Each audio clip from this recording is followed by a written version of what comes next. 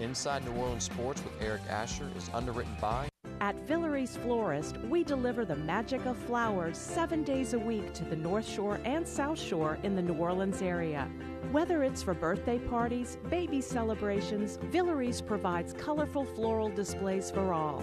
With a store full of fresh-cut flowers, exotic tropical flowers, orchids, roses, and even fruit baskets, our goal is to make your vision a reality. Villere's Florist, proudly serving Louisiana since 1969. Mr. Ed's Oyster Bar and Fish House has been shucking here since 1979. Located at 3117 21st Street in Metairie, Mr. Ed's Oyster Bar and Fish House offers raw, fried, and grilled oysters, as well as a range of Cajun and Creole dishes. Enjoy a dozen with a smile.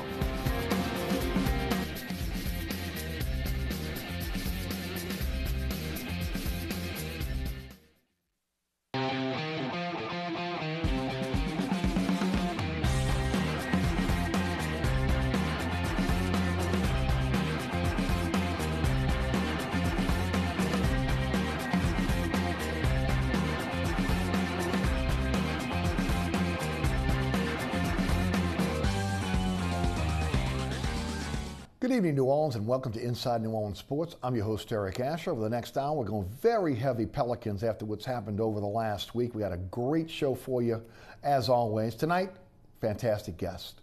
Jude Young of CrestCitySports.com and WGSO Radio, and Ali Kosel of the Bird Rights join us on the program tonight. I always like to start off, find out a little bit about what these guys are involved in. And Jude, we'll start with you first. Welcome back to the show. Always a pleasure to be here, Eric. And CrescentCitySports.com is a site that you should have bookmarked and check out every day. And follow us on Twitter at CCS Daily as we follow all these developments with the Pelicans as well as the Saints offseason. Some training camp previews coming your way throughout the month until camp finally starts. And high school football previews are starting. Of course, our website with our statewide scoreboard, real time, the only place you want to be on Friday nights during the season. We'll have you ready during the week for the games, and then when you need the scores, CrescentCitySports.com is the place to be. I also host a radio show on Tuesdays and Friday nights on WGSO 990 AM from 6 to 7 p.m. so we can talk a little one-on-one about what's going on in the local sports scene there as well. Always listen. Love the show. Love the site as well. Another site I love, another guy that always on my radio show and now on the TV show, Ali Kosel of the Bird Rights. Tell us a little bit about the Bird Rights. All right, thanks, Eric. Yeah, we're the New Orleans Pelicans' prime go-to of the internet. Anything you need with news, updates, articles, explanations, either on social media or if you just want to read or listen to podcasts, come to www.thebirdrights.com. We make it fun, we make it interesting, and you'll get the news. And again, thanks for being here tonight. We start the show tonight with some really sad news. The passing of Coach Rick Galley this past weekend. Rick was a frequent guest on this program and my radio show. Rick has been a long-time coach, both high school and college here in the state of Louisiana. Rick was a great man, and again, I know that is thrown around these days, very easily. But when you look at what Rick was able to do in his lifetime, an educator, a coach, really a guy that molded young people. And then, of course, the ability to be able to transform in his later years into the media, and did a great job there. Rick Galley was always honest, upfront. He was a calming influence in a lot of cases, especially for me on this show and the radio show. I'm always hyped. I'm up. I'm ready, quick to come out with the forked tongue and the criticism. But Rick always seemed to have a calming effect, and was a guy that always did his due diligence, constantly studying. You count on Rick to be able to know what was going on in the NFL, the NBA, and always had a strong opinion, could back it up with facts. But more than anything else, Rick Galley was a really, really good man, and a man that's going to be missed by those that, again, had the chance to either be educated by him, coached by him, or had a chance to be able to work with him, and of course his family members as well. Just very, very sad. A lot of us have to deal with friends and family members who succumbed to cancer, and Rick put up a valiant fight over the last year. Unfortunately, cancer won. And his loss is going to be a huge loss for all of those of us who have had an opportunity to be able to know Rick. And our condolences go out to Rick Galley, his family, and all those that either knew or were friendly with Rick Galley as well. And a guy that worked hand in hand with him is Jude Young. And I know you feel the same way, and I'd just like you to just tell the audience a little bit about your thoughts about Rick Galley, if you would. Well, first and foremost, he's a friend. And the reason why he was such a good teacher, the reason why he was such a good analyst after leaving coaching, it all tied together to listening. He listened first. He taught us, you know, somebody who went through it. You have to listen to your kids. You have to listen to your assistants. That's why he was a successful coach. He learned from great coaches on the high school level as an assistant before that, from Vince Gibson at Tulane, as an assistant on the Green Wave staff in the early 80s. And even before that, to have the patience and talent to be a great golfer. He was a national champion at UNO. Not many people know that, right? I mean, just another piece of the puzzle. And he never really boasted about that. Well, he didn't boast about anything. No, he did not. A fantastic coaching record and great career at St. James as the head coach, and somebody that's revered there and appreciated, because whether it was kids, administrators, it didn't matter. They appreciated what kind of man he was. And for me, it choked me up to watch this process. And I actually had to stay a little detached from it personally. Ken Trahan, Ed Daniels, my colleagues were a little bit closer to it, hosting a radio show with him on Saturdays. They really needed to. It was hard because, as positive as he is, you felt the loss before the loss even happened. You knew he was going to fight a good fight, and he did enjoy his time with his family, his wife Elaine. He was a big Disney fan, loved to go to Florida and enjoy himself there, and he made several trips to make sure he made the most of it because he was a positive person. So it makes sense. That's the type of life he lived, and he taught patience as well as football. I learned so much about football sitting with him at the top of the dome during Saints games. Blessed to sit next to him. I learned so much more about football than I thought I could ever know, and realized that, yeah, I have a lot to learn, and you never stop learning. You hear that a lot, Eric, but it's so true. You never stop learning in life, and if anything, I think Rick taught that to everybody that he touched over the years. Yeah, Rick will be missed, and it's funny you mentioned Disney, because I just, you know, Rick, what are you going to Disney for? Right. Okay, you know, Rick just loved being at Disneyland. Of course, one of the things he really wanted to do, you know, again, after again cancer really taking a hold of him, is to go to Disney World. And he was able to do that. He was able to go out with his wife, and they were able to go to Disney World. And I remember seeing the stuff on social media about his trip, and I know that was something he really wanted to do.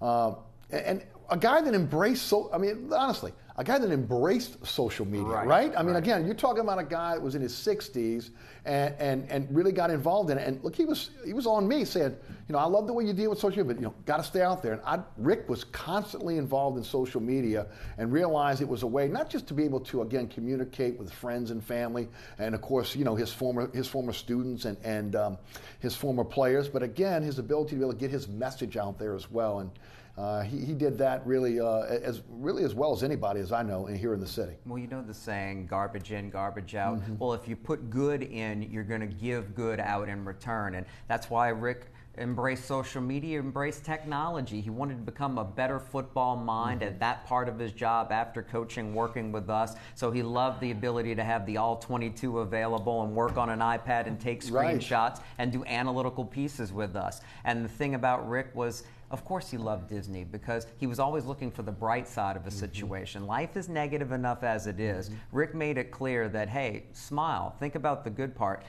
I worked with him on Friday nights, high school statewide football show, trying to hustle scores from every corner of the state. And boy, I can be ornery that night. The worst of Jude shows up. Well, when Coach Rick was in the studio, he made a point, he'd find a way to tweak me. He'd be a little sarcastic with me in a way, to find a way to turn me, to see the positive of it, or to smile, or to laugh, because he just knew people, because he observed. That's what people who observe and learn wind up being, positive influences on people's lives. And trust me, this area is not as good as it was before Rick Galley was in our lives. And we do throw that word great around very, very loosely. When you look at what he did in his life, again, to be an educator, a coach, that's a vocation. You deal with a lot of coaches, again, in your job covering prep sports. You know, when you're talking about guys that, again, are taking kids that are in middle school, high school, and not just molding what they're doing on the field, but molding what they're doing, again, in their lives as well.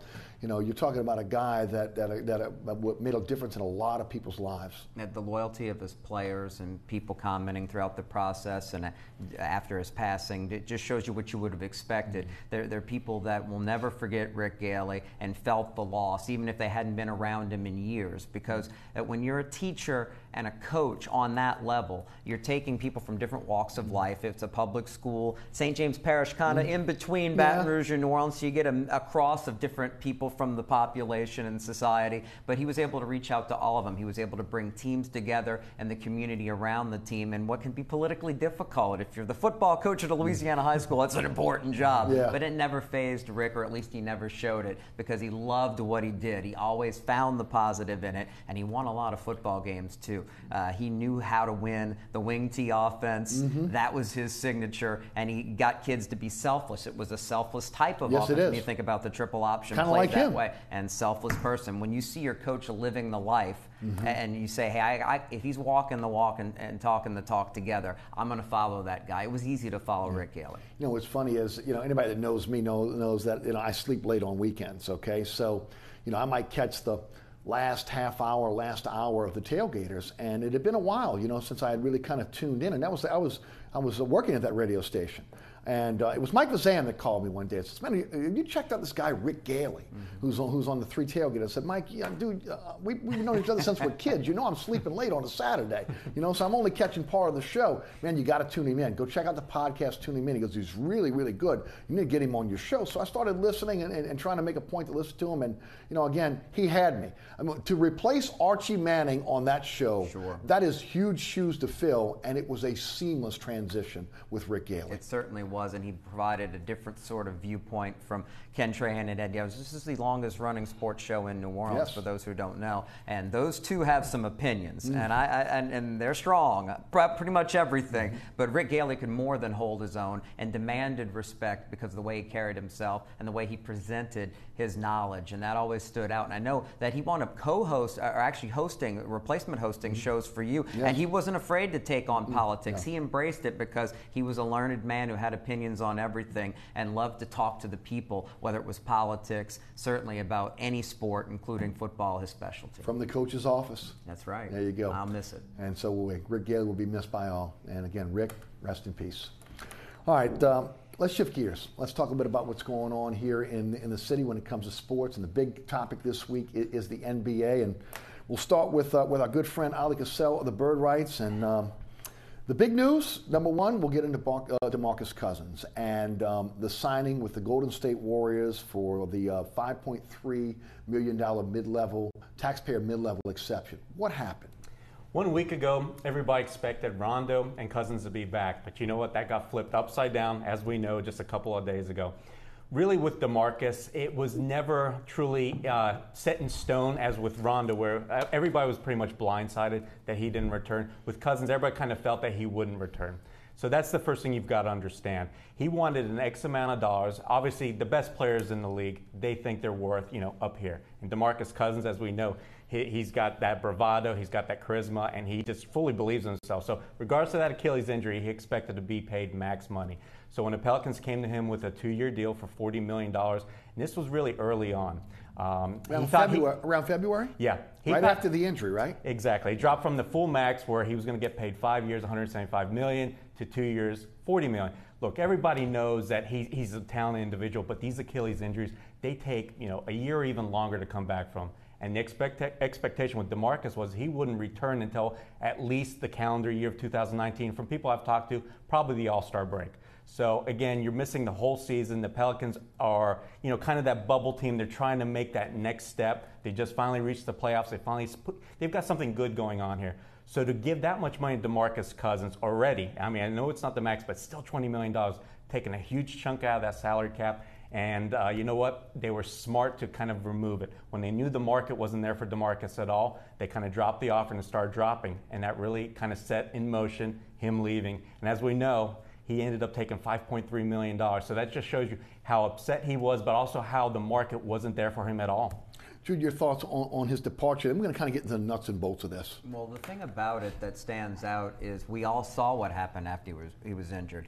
Nikola Mirotic comes in, and this is a better basketball team. It is a modern NBA team able to space the floor and attack. And that's what Alvin Gentry does best as a head coach. I think it's what suits most guards, so it doesn't matter whether it's Drew Holiday or whoever's out there on the floor, and it suits Anthony Davis, not only from an ability standpoint, but his health long term, and being able to get him isolated one-on-one in space and make plays and use his athleticism and work off the ball and be a receiver, because we know when it comes to finishing off as somebody who can finish around the rim and work with a two-man game, there's nobody better in the league because of his athleticism. It's something where Alvin Gentry has known this, but at the same time, Dell Demps couldn't pass up on an opportunity to grab a superstar and to see how it would work out. And it was showing progress right up until a victory over Houston where DeMarcus Cousins goes down.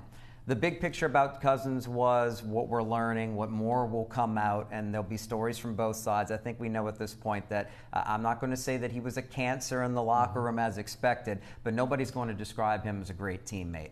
And when the Pelicans figured out, hey, we can win without him, and I think when Anthony Davis figured out that we can win playing more small ball, I can quote-unquote be the center if I need to, which you're not really playing center anymore with that style. When all that came together, of course the right decision was to back away from getting yourself into a bad contract with Cousins. And for Cousins not to realize that this was an up-and-coming team that was still at the time making him a reasonable offer. He should have known by late June with the other offers that weren't there that was reasonable. He should have come to the table a little bit humble and went with a little loyalty for loyalty plea. He might have gotten it, but because he didn't, I think the Pelicans are a better team today without Cousins, with a year, which is what the deal is going to wind up being, a year to work with a Julius Randle who can be a poor man's version of Cousins, but not rock the boat. It's really, when we'll get into it, it's the Rajon Rondo thing that I think affected a lot more people, from the organization to fans, realizing, hey, that's a bigger loss, which says it all about Cousins. Yeah, I would agree.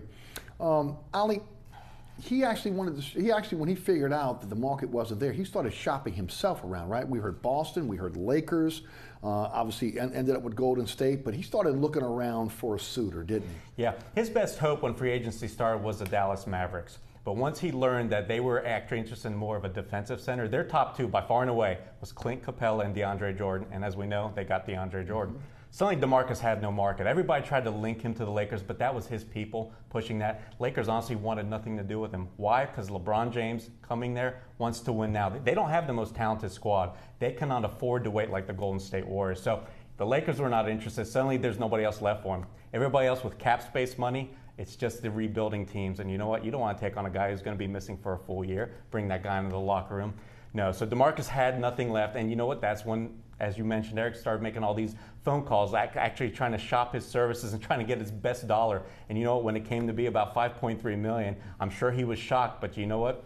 That's what happened for him waiting and missing the boat earlier, as Jude was referring to. There was a report that the Pelicans had shopped him to Portland, 1 year, $15 million, and Zach Collins and Mo Harkless would have came back to the Pelicans if there would have been a sign and trade. Was that legitimate? Yes, that was what the Pelicans were trying to do. Once they dropped their offer and once they knew they wanted to go in a different direction, they were still trying to do good by DeMarcus by getting him more salary. You know, it would have been 3 times more money to go somewhere else. You know, he took that as a slap in the face. He wants to choose his destination, his terms, so he naturally didn't agree. There was actually a lot of other sign and trade offers earlier. There was with Washington Wizards. There was some talk with Milwaukee, maybe something getting done.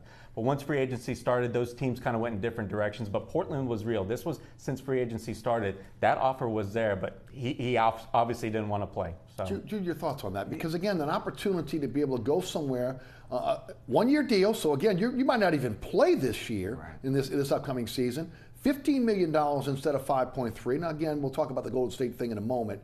But you know, and then maybe help the club out that you know, invested a lot in you and gave up a lot for you at the end of the day. Now, some could say, well, why does he want to help the Pelicans? Right. You know, I mean, you know, he's going to be another team in the West. Why help the Pelicans? But again, your thoughts on Cousins with these sign and trades, having to shop himself around? Well, he should have been shopping himself around the league a lot earlier if he thought there was a real chance for a sign and trade. Not to help the Pelicans, but to help himself, because a team like the Washington Wizards, we heard that rumored a lot. National columnists wrote on it. Otto Porter being a centerpiece as that missing small forward, that 3 and D. two-end player that they don't have on the perimeter right now, it could have made sense. But let's just get back to the reality of it, which is not Cousins' personality. It's the Achilles injury. Yes. None of that was ever going to happen. GMs weren't going to take that risk to give up assets. So I'm not going to blame any side, any faction in this. It hurt the Pelicans. They could have done more there. There's no question about it. If that Portland thing would have played out, that would have been fantastic because you would have gotten back two players that would really fit some needs. Harkless in particular, a true small forward type that would have helped the team. It just didn't work out, and at least the Pelicans aren't on the hook. They took a chance. They would have never had the season they had this past year without having not only Cousins on the team, but what happened because you had Cousins on the team. You had Rajon Rondo, who allowed you to be a potent team down the stretch and in the playoffs as that lead guard, allowed Drew Holiday to come into his own off the ball like they expected. So that trade can never be looked at as a failure because you look at what went out, I don't think we'll ever really be missing Buddy Hield. Right. You know, guys, Cousins signs for the $5.3 million taxpayer mid-level exception. And I talked about this on Monday on the radio show. When you're weighing offers, and if you're not going to get the max offer from the Pelicans, and you're going to get a offer that is similar, and at that time I was thinking Lakers. Not in my wildest dreams did I think Golden State. You know, knowing that, again, that the Lakers were signing a lot of players to one-year deals, why not 1 year and an option? Why not go and take a flyer and go play with LBJ and go out to the West Coast where he professed he wanted to be in LA when he was in Sacramento. He would like to have been with the Lakers. Now, again, in my wildest dreams, I did not think the Golden State Warriors would take a flyer here, but you know, this is a 1 year rental for them as well. You know, for them, they have no cap room next year, unless obviously you got a situation where Green and Thompson they bolt in free agency. Then they have some cap room. Other than that, they can only pay him 125% of the mid-level exception for next year, and that's not the type of money he's going to be looking for. So this is a chance for him to go to Golden State, to take his time in rehab, maybe be ready for the playoffs, and maybe do the two things he's never had a chance to do. Number one, play in a playoff game, and maybe walk out with a ring, and then have a chance to be able to go ahead, rehab his image, rehab his Achilles, and then be back on the market. On the flip side for Golden State, if it doesn't work out for them and he becomes a cancer in the locker room, $5.3 million is nothing. You cut him, tell him see you later, and of course then he's got an issue in terms of rehabbing that image for the next team that may want him down the line. Ali, your thoughts on this? That's right. He's put himself in a situation where he's got to fall in line. He's not going to be one of the main players that are going to be counted on to push that Warriors team through the regular season and into high expectations in the playoffs. That's not going to happen. As Eric just mentioned, it's all about rehabbing his image. He's got to prove that to the league, because there's a lot of NBA GMs, it's known as a no-boogie clause. Right. They simply will not even look his way in terms of trading him or signing for him. So he's got to open some more doors. And so the way he does it, he's just got to prove it. First of all, the Achilles injury, he's got to come over that. And secondly, of course, through the attitude. Can he fit in any system and any role? Because this is what I find startling is I'm hearing news that DeMarcus expects to start over in Golden State once he's healthy. But, you know, I honestly don't see it because that team is better built to run, play small ball, and have all five guys out there be versatile defensively. DeMarcus isn't that. We saw that last year with the Pelicans. He had a lot of issues defensively, and that's why the Pelicans actually didn't play as well as they did once he went down.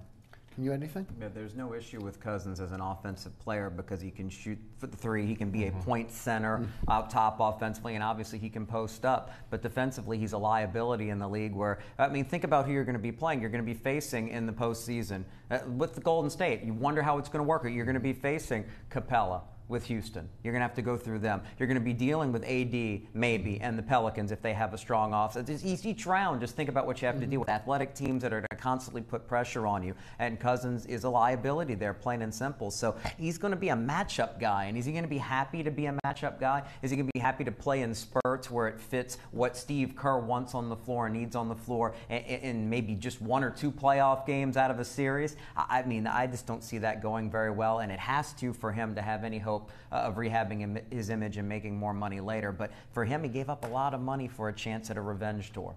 He may get revenge on the Lakers for not having the interest everybody thought that they would have. He may get revenge on the Pelicans if they match up again in the playoffs. But there's a lot more that could go wrong for the Cousins camp, but not much is going to go wrong here for the Warriors because they can win without him. It's a good gamble for them, and it could work out just being golden for a dynasty at this point.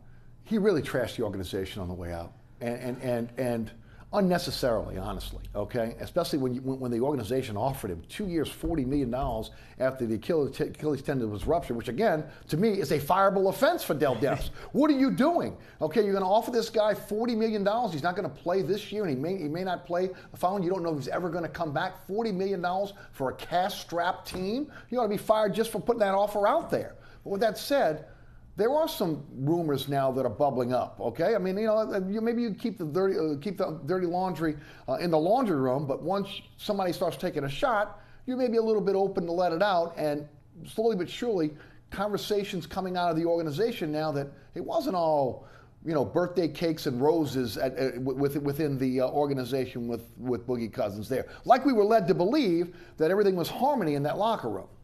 No, you're right, Eric. The first news that came out that was really anti-Cousins here in New Orleans was right before he got hurt. And the Sporting News published an article where Alvin Gentry had requested for the organization to look to possibly move him. So that kind of coincided at the time with what a few of us in the locker room after every game kind of noticed, especially after the bad losses. The team was kind of disjointed. You had Anthony Davis suddenly leaving the locker room really early after games.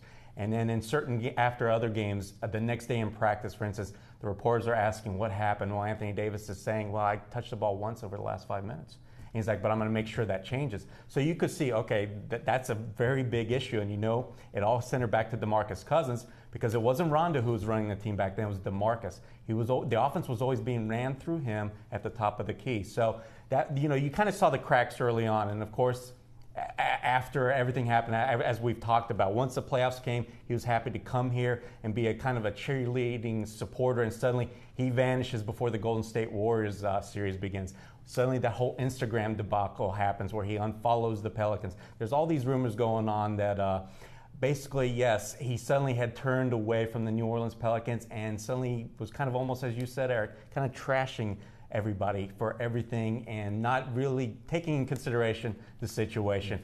And the fact is that I still can't believe he turned down $40 million. He may not get a better payday. He doesn't realize that extra $35 million he could have agreed to and signed for and put in his bank account, that might be the best thing that he has left over the rest of his career. Yeah, there's no doubt about that. What can you add to that, Jude? Because you again, you're plugged in. What are you hearing? Well, the interesting thing about it is that he's upset right now at the Pelicans organization. And we've talked about the fact that he could have gotten himself in a situation, or at least with a contract. We don't know if it was a one-and-one type contract where he would at least been guaranteed the $20 million this year and then wait and see. But he passed that up. Del Demps was willing to give that to him. And I think we're all pretty much getting the picture now that Anthony Davis was not only fine with seeing Cousins go, but happy to see him go. So that's going to be the part of this divorce that's going to come later. At some point, Cousins is going to crow about Davis. AD's not going to say anything. That's not how he's wired. But whether it's the first time they match up in the regular season or the right question gets asked, or in this case, the wrong question, because we don't want to hear this, but it's going to happen. Because it's really, in the end, if you're playing on a team with another superstar and that superstar really doesn't have your back, how can you blame the organization when they wound up making you by far the best offer you were going to get? That just tells you how misguided he is. That just tells you how his worldview, NBA and otherwise, has to be questioned. His attitude and how he sees himself and how he's not the team player you need to be in one of the ultimate team sports. He's now paying the price, and his reward is perhaps grabbing a ring, whether he does anything or not in Golden State, but he could ruin his career. More likely that he does that in this next year, whether it's health-wise or how he fits in with a dynasty, versus really help it. And this train wreck's going to be a big story. He's not going to be able to hide. He's with the world champions. And Jude, why the semantics? That's what I don't get. An offer was made. Okay, and they were supposed to meet at some point. So at least they were going to sit down and talk. So I don't understand why coming out, trashing the organization, say, well, they didn't want me, they didn't have an offer out there. And of course, then it had to be leaked. No, we put an offer out there. We put a crazy offer out there for you. Right, the semantics between a verbal framework and getting the paper in front of you. If he says yes, it wasn't like they were going to go, well, wait a second, we didn't think he was going to say yes and pull the offer back. No, they'd have given him something to sign as soon as possible. That's his fault that he didn't accept it. He had an offer, he didn't accept it, and it's cost him at least $15 million, if not more, and he'll never own up to that. And I don't even know what his representation, or if he listens to anybody outside of his agency or whatnot. I'm sure they're steering him in some ways, but it's probably pretty hard to steer DeMarcus Cousins because his coaches can't do it, his organization can't do it, and the best players that have played with him so far haven't been able to steer him the right way. You know, guys, I came clean on the radio show. I'm coming clean here. You know it. I'm not a DeMarcus Cousins fan. When he came here, you've got to respect the talent, okay?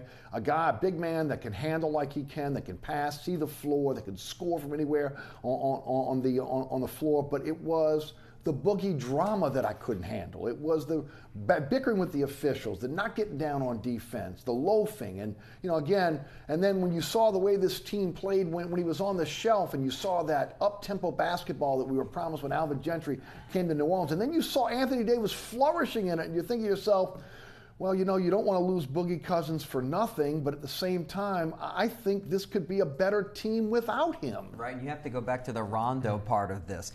As we said, Rondo wouldn't have come to the Pelicans if DeMarcus Cousins wouldn't have been here. Rondo wouldn't have had a chance down the stretch in the playoffs to shine without point forward Boogie taken out of the picture. And it's Rondo who's really the disloyal one above and beyond, because he winds up going to a team that he and Oleh, you can go into it more, a team that he supposedly has hated forever, and LeBron James, a superstar that he supposedly has hated. And that's the offer that he chose. That's even more strange to me. Cousins, you expect this kind of behavior. Rondo's a championship point guard who had great success here and was appreciated, and he bolted too. That's by far the weirder story. And like you said, Pelicans would be better with Rondo. They're probably better without Cousins. So the Rondo end of it is the much bigger deal.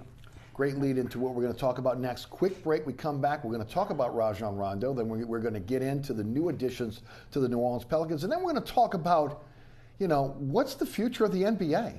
Especially for small market teams like New Orleans that have no chance to win a championship. How do you hold on to a superstar? How do you keep the fan base engaged, knowing that when the season starts, you have no chance of winning a championship? All that here on Inside New Orleans Sports. Our guest tonight, Oleh Kosel, the Bird Rights, Jude Young of CrescentCitySports.com, and WGSO Radio. I'm your host, Eric Asher. Stick and stay.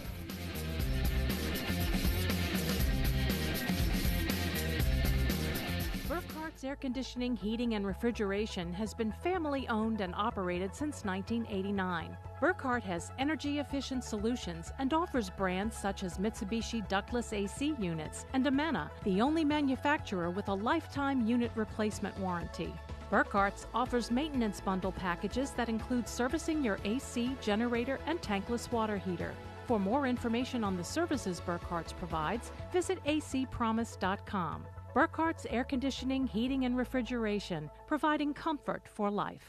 Located at 3701 Iberville Street in Mid-City is Katie's Restaurant and Bar. Open 7 days a week, Katie's offers daily specials for lunch, dinner, and Sunday brunch. Serving New Orleans cuisine such as fried shrimp platters, grilled redfish, and a fully stocked bar. And don't forget about our expanded event seating and local entertainment. Featured on the Best of Food Network's diners, drive-ins, and dives, Katie's Restaurant and Bar. And to the NBA. Welcome back to Inside New Orleans Sports. Our guest tonight, Jude Young of CrescentCitySports.com, and also WGSO Radio, Oleh Kosel of the Bird Rights. All right, let's talk about Rondo. I'll go to you first on this one. 32 years old, signs the full mid-level exception, 1 year, $9 million with the Lakers. Jude laid it out for us. Hates the Lakers. Not a big fan of LeBron James. I mean, he was a Boston Celtic. He hated the Lakers. And of course, a real shocker that Rondo leaves. Now, on the surface, you say to yourself, man, he really played well down the stretch. He was a defensive liability, no doubt about it. His leadership, his basketball IQ. I mean, when you think about those two things, what he brought to the table, especially for a young team, it meant a lot. But again, do we know how much of the playoff Rondo you'll see this year? Can you see that for a full year with if he was with the Pelicans? I mean, 33 years old. How long do you sign him for? That was another question. Only 1, 2 years? Do you want to really get into 3 years of that mid-level exception? And it looks like, again, and I guess we should have taken Rondo at his word when he came to New Orleans. He wanted to get paid, and he was getting paid $10 million from the Chicago Bulls last year to get it to release him and let him go. Pelicans only picked up $3.3 million of that salary, so they got him on the cheap last year. So he wanted to get paid, and he wanted to win a championship. He ends up with the LA Lakers. They're not championship team this year. 1 year, $9 million, get the full MLE. What happened? There's two ways to look at the whole Rajon Rondo incident, but let's start with what did really happen. He blindsided the whole organization, all of his teammates, Dell Demps, the front office, all the coaches. Everybody expected him to be back. Everybody even talked towards the end of the playoffs when the Pelicans got eliminated. Rajon Rondo, we want this guy back. And you saw Anthony Davis and Drew Holiday always sitting down with this guy, with Rachel Nichols. They had all these great interviews talking about the future. And behind the scenes, I heard he was really the driving force, and everybody put him on that same tier as Drew Holiday and Anthony Davis. He was literally a captain. He comes in overnight and he joins this elite ranking, and suddenly he just walks. And it's very curious. Nobody's really sure, but if I had to put a guess to it, I think that the Pelicans may have offered him just a little bit less, and rightfully so. I don't think he's worth the MLE, the full $8.6 million for next season. That would have handicapped the Pelicans for all other signings. They have so many holes to fill. So suddenly you're giving Rondo that much money. That's not a good approach by Dell Demps. But from what I understand is he was supposedly given about a $6 million offer. And then the Pelicans said, okay, you can go ahead and look around the league, see if you can find anything better. That's what he did. Lakers came calling. They said, look, we'll give you the full MLE. Suddenly, instead of coming back to New Orleans saying, hey, I'll give you guys a chance to match, which was what supposedly was agreed upon, he didn't. He just left. Like I said, everybody's blindfold. That's blindside. That's why everybody was always talking, okay, AD's campus suddenly, who are they mad at? Because everybody was confused as to what happened, when in fact Rondo just flat out left. I mean, was it just a money issue? Was something said? Was it maybe the way the organization treated DeMarcus Cousins? Do you think that had something to do with it? I think possibly. Are they that close? Well, when you hear DeMarcus and Rondo both talk about how they look each other as a brother relationship, when they joined forces in the Sacramento Kings, I mean, it was big brother, little brother. You have to think family, and if you really like that family member, that had to be something to that. Yes, I do, Eric. What's your take? And it makes sense to bring in that part because, like we said, that's why he came to New Orleans in the first place. Still, short-sighted of him not to realize that he would have been the veteran leader, the linchpin, really, to what he was in the postseason for Drew Holiday, for Anthony Davis, and the players they built around him. Plus the autonomy, right, here that he won't get in L.A.? Sure, exactly. Given the keys to the offense by Alvin Gentry versus it's LeBron's team, LeBron's offense, it's just weird to me that in the end he didn't understand the business side. A guy who was a champion with the big three, and he wasn't one of the big three, but they don't win a championship and they're not in the finals multiple times without Rajon Rondo. But Rondo then saw it all fall apart, became a bit of a nomad, and had a chance to be on a winning team that wanted him, where he fit in perfectly. And just like Cousins being short-sighted, hey, they must be brothers. They must share the same DNA, because short-sighted not to realize that he could have finished his career here with the Pelicans and been a leader, and even after he'd have fallen off, he could have been somebody who was still part of the rotation and playing as long as he wanted, because he was such a fit basketball-wise. But he's a bit of a brooding character and a bit moody as well, and a bad decision maker in the end. So I can't blame anybody. I don't blame Dell Demps in the front office. I don't blame AD for not being more active. Right. He was doing everything he could as the centerpiece of this New Orleans basketball team. So in the end, it's guys making the decisions and having to live with them. I don't think the Pelicans did anything wrong. It's just a shame that Rondo, the basketball player, is gone. The fit too, Ollie, because he's in the same situation he was in New Orleans with Boogie Cousins on the floor. The ball's going to be in the hand of LeBron James. He's going to be sitting on the side, right? That's absolutely right. He's going to be on the wing. Wait, not Lonzo Ball? No. That's right. That's but right. he's there. Supposedly it's an open competition. Right. Haven't we heard that it's going to be between Ball and Rondo? So what is Rondo walking into? It doesn't make any sense. No. I mean, he comes from the Kevin Garnett school of hard knocks. And as we've mentioned, he hates LeBron James. He hates the Los Angeles Lakers. He's going over there, and he has to compete for his job. It just literally makes no sense. Right. And what, over a couple $1 million?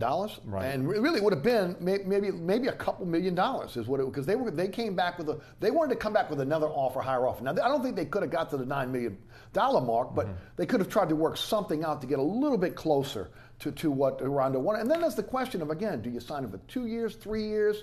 At that point, he signed for 1 year, and again, he's going to be 33 years old. You never know for an athlete when the bottom drops off. Well, indirectly, it helped the Pelicans, because when he signed, that means that the Lakers had to relinquish the rights to Julius Randle. And I like Julius Randle. I liked him coming out of college. I thought he was underutilized with the Lakers. And I think he's got a skill set that's going to fit this Pelican team perfectly. He's a guy that is a banger. He can rebound. He can score inside. He can handle a ball if necessary, especially when you're talking about mid-range. He's also a guy that can block shots. He's going to be the guy that's going to handle the physical centers that will allow AD to play off the ball or really play that true 4. And again, so indirectly, Rondo helps the team. And of course, it took Anthony Davis going out there and really going out there and recruiting Randle to come to New Orleans. But I like the move. It's outstanding, Eric. Let's start off with this. Over 49 games that he started for the Los Angeles Lakers, Julius Randle, that has posted a line of over 18 points a game, over 10 rebounds a game, and over 3 assists a game. There was only 3 other guys in the NBA, big men, who averaged that or better. Giannis Antetokounmpo, Joel Embiid, and DeMarcus Cousins. Now, you add in the fact that he's younger. He's coming over here for $8.6 million. It's nothing but upside. And as Eric's already alluded to, it's a perfect fit for what the Pelicans actually lacked last season. They miss having that banger in the paint, somebody that really wanted to get to the free throw line. We only had DeMarcus and Anthony Davis kind of doing it in spurts, you know. If they got going downhill, everything worked fine. But if they came across a good defense who kind of pushed these guys into another defender, that's when all the turnovers happened. Julius Randle, he's a lot quicker, he's a more live body, and his instincts are outstanding for the paint. And that's where he loves to operate. So it's a complete win-win situation. I think, honestly, this is the best assist maybe Rondo ever left for New Orleans, is his last one. Yeah, look, I agree. Okay, when I heard that Randle was coming, I'm like, okay, good move there. Your thoughts? Fantastic move, and you guys have made all the key points about how he's going to fit in so well. He's a player who, unfortunately, on his rookie contract in LA, was on bad teams without much direction. Mm-hmm. And I'm not saying that even, Luke Walton's not doing a good job as a coach right now, but they were constantly trying to find out what they had versus constantly trying to win basketball games. There was focus on player development and combinations of players versus realizing, hey, and that was before the LeBron thing became a reality, even though it was much rumored. Realizing that somebody like Randle should have been a focal point of, hey, this is a building block we want to keep. And they just renounce him and let him go. It's fantastic for New Orleans because he's the perfect replacement for what they were looking for Cousins, and we should be grateful. And he is basically playing on a contract year, even though it's a 2-year deal. He's looking to opt out and get paid. So you got a motivated player who's close to Anthony Davis, or at least values him enough to listen and want to play with him. And somebody who's obviously a smart player who's willing to do the dirty work, is a good passer, so he has a good basketball IQ, and realizes he probably could have gotten maybe more money out there, because he made a quick move. He made a move to go to a winner in a situation where he knows that he can fit in to play for a player's coach and an amenable superstar, and that tells you that this fit's probably going to go very well if he stays healthy. He'll start more than 49 games, I think, between the regular season and hopefully the postseason, because he's exactly what you need during the long haul of an NBA season. And you mentioned it. 2 years, $18 million. It really is a 1-year deal for $9 million with a player option. He's going to opt out. He's not, again, he's going to be looking for a bigger deal from the Pelicans or somewhere else. And he gets a chance to showcase his talents here in New Orleans like he never could in Los Angeles. But there's stability. That's the great thing about Alvin Gentry. He earned it. We've all been critical at times about Alvin Gentry, but he more than proved his worth last year. In the locker room and on the floor, what he could do as a head coach with enough talent around him. And he is in a situation where they're now committing to his style. So Randle understands that, and he's hearing that from AD. And who knows who else he's on the phone with. Drew Holiday, UCLA guy, California connections. We don't know what kind of phone calls were going on, but we can guess beyond that. And Randle heard, now I get a chance to play for a winner and finally showcase myself where I'm valued. So that's just a great move by Dell Demps to be able to utilize his star, and maybe more because we don't know, and not overpaying. So far he hasn't overpaid this offseason. Right. We always cross our fingers. He's good at finding bargain basement guys and second chance projects, but when he makes a decision on somebody who's about to take the leap, they don't make the leap. So we don't have to worry about that because of the options left, though, as you'll go into in more in depth. It's more of a sign and trade deal to improve the roster now, and he does a decent job in that area too. He can't overpay anybody this offseason because you don't have the money. Right. And the Pelicans got younger, and maybe with Elfrid Payton, who's got untapped talent, maybe they'll wind up being better. Right. And let's talk about Elfrid Payton again. Sounds a 1-year, $2.7 million deal. I think he's a younger version of Rondo, without the basketball IQ and without the experience. And with the experience comes the basketball IQ. He's a slasher. He can pass. He struggles from the outside with his shooting, with 3-point and outside shooting. but he's a guy that can get in the paint, and I think he is a perfect complement to Drew Holiday. Your thoughts? Absolutely. Eric, the Pelicans made a smart choice in bringing him because, let's face it, if you're going to lose Rajon Rondo, let's bring in the guard can kind of do the same things. We want to play at a fast pace. You want to have a guard that kind of rebounds. You want to kind of have a guy that's a good floor general, can oversee all the defenses. So they accomplished that mission. Plus, they brought in a hometown kid. You can't overlook players who are very have the desire, the determination to play really hard. And let's face it, Elfrid Payton has played for the Orlando Magic, the Phoenix Suns, two of the worst teams in the league over the last 4 years, and that's where he's been stuck. So the hope for New Orleans, from their vantage perspective, is the fact that they think they can unlock more of his potential. Because let's face it, when he was coming out of ULL, everybody thought this guy was going to be a great defender. He's 6'4", great reach, good instincts. You know, he's quick, and he just never exhibited that. That was never unlocked in the NBA. And you know what? The New Orleans Pelicans coaching staff has done a really good job with a lot of guard development. So that's the hope. You think you can maybe get him a little bit better acclimated on defensive schemes, because he gets lost. He's kind of a gambler, much in the same mold as Rajon Rondo. But you know what? They made Rajon Rondo work enough. And Elfrid Payton, who's a lot younger, you know, maybe he can do a little more. Plus, he's coming home. That's right.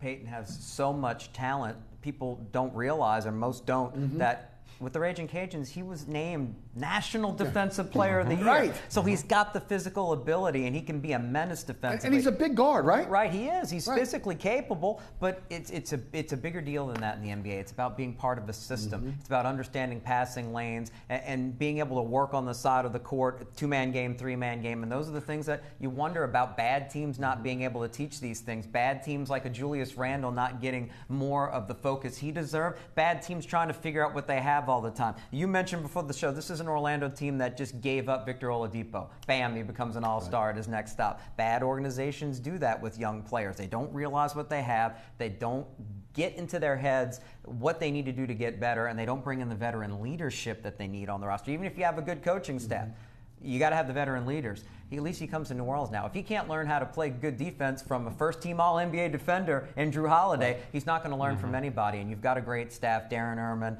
They know how to put a team defense together in the half court in the NBA. So if he's willing to learn, Elfrid Payton has a chance to launch his career, because just like Randle, he's a young player with talent coming to a winning team for the first time. All right, as we wrap up just the Pelicans portion, because I want to get into small market versus large market in the NBA. What's next? Who's out there? What can they do? How can they restock this roster with just a trade exception? The Quincy Ponce has a $4 million trade exception. Talk to me.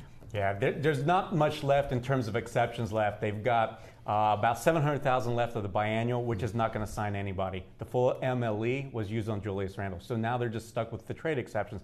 So Dell Demps, what he needs to do is turn to the trade market, which from what I'm understanding, he's doing. He's looking under every rock. He's looked through Atlanta, especially at Kent Bazemore and Dennis Schroeder. He's looking for anybody that's expendable on the wing that can be had for an expiring or two contract. You send out Alexei Agenza, you send out Solomon Hill, who I'm pretty sure that the organization's got doubts.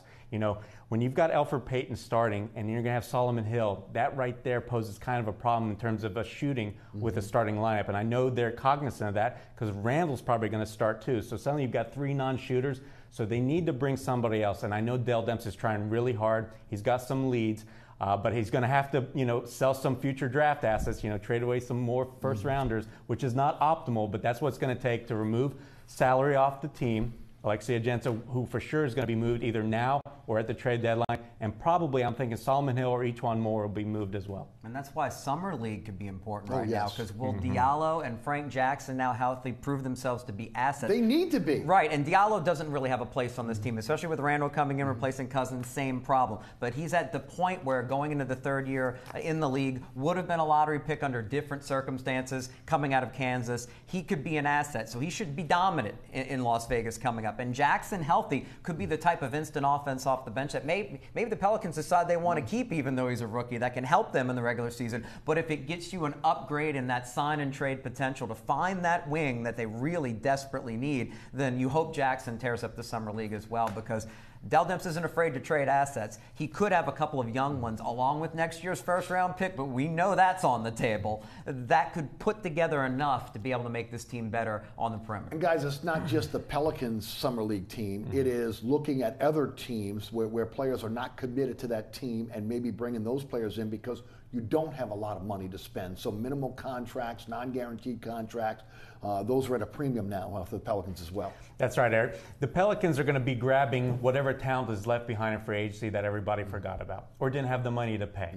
And so that's what I'm looking for Dell Demps to do. It's probably not going to be announced. Remember when Rondo got signed, it was 2 weeks into free agency? Dante Cunningham didn't get signed until, what was it? I can't remember. End of August, September, something like that. So they've got time to wait. There's going to be guys talented that'll fit kind of the holes they've got. They'll use those veteran minimums. But I think, to Jude's point, I think Summer League is more important than ever. I think Ian Clark is gone, and Frank Jackson seems to be that perfect replacement for him. Look, Frank Jackson was thought very highly of this organization. They traded away 2 second-round picks to move up to grab him. But you know what? He's got that potential. He comes from Duke, so he's got the pedigree. But coming out, he's the same size as Darren Williams, but he can jump 7 inches higher. He's got a better three-point shot. There's so many things that are positive. And what I've heard here this week during practices over in Metairie is the fact that Frank Jackson looks good. He's pain-free. He's jumping. He looks great. He's got all his hops. Eric, I'll make 2 Dell Demps guarantees here. 1, that first-round pick next year is gone. That's going to happen. It's gone. And 2, he'll find somebody that winds up making the roster out of Europe again, the next Darius Miller. Now, I don't know if it'll be an answer much more than what Darius Miller provides, but they decided to keep him, guarantee his contract for next year, just over $2 million, for a guy who can come off the bench and play a role and help you win games. So they'll build the depth around, but do they have the guys, the crunch time lineup guys that they need right now? Right now, you can count 4, and a couple of them play the same position, so they still need major help at the point until proven otherwise, but the small forward position, that gaping hole. Yeah, and which has been for a long, long time. Guys, the big question is this, and I talked about it on the radio show today. I think everybody's got to debate this at this point. You know, the future of the NBA, the big question is, can a small market team like New Orleans ever win a championship? And under the present circumstance, I'm going to say no. They can't. It's not, you know, again, you get into a situation where you go into the lottery, you get a once in a generation player, and it's going to be very difficult in the way the NBA is today to hold on to that player. You know, again, Anthony Davis is going to be offered a supermax contract, $40 million a year next summer, and there's a good chance he's going to walk away from it because, again, you got superstars like Kevin Durant that are taking less money on one-year deals. You got guys that are aging players that were very, very good players in this league, like David West, who are walking away from millions of dollars to jump on with a championship team. You know, whether it's the big markets that are absorbing all this, when you look at the difference between with their TV contracts, what they're selling their seats for, their personal seat licenses, there are the have and the have-nots in the NBA, and basically you've got the small market teams taking the luxury tax welfare checks and basically watching their good players go to these major markets. And unless the NBA starts to take a hard look at the business model and starts looking at what's going on in the NFL with the parity that they have, you know, the franchise tag, protecting the small market more than just writing them a check because other teams went over the luxury tax threshold and they're paying these small markets, you know, you're going to have a situation where small markets are going to go away. I mean, again, they may be there, but again, who wants to be, unless you're a fan in a city where you have only one team, like San Antonio, Oklahoma City, if you have multiple teams like New Orleans, a lot of that second team, that NBA team is going to be forgotten about if you're not putting a winning product on the floor that has a chance to win a championship. And we already know, AD has talked about it. He's made it very clear in the All-Star break last year. He wants to win a championship. So does anybody really expect him to sign that $40 million extension next summer? Well, I actually do, Eric. I'm going to say that he is honestly looking forward to it simply because, first of all, he missed out on the Rose Rule. When he was coming off his rookie deal, he lost out on $24 million because he missed a little bit too many more games to injury. So he failed to qualify as another follow-up with another All-NBA campaign award. And so, honestly, he lost that money. As to where Damian Lillard got his. So AD is always going to kind of always remember that. And you know what? He also kind of remembers that the fact that you don't get that notoriety, you don't get that publicity when you're on a bad team. So maybe, say if the Pelicans had been winning, he would have gotten it, he would have had his money, so that would have looked a lot better.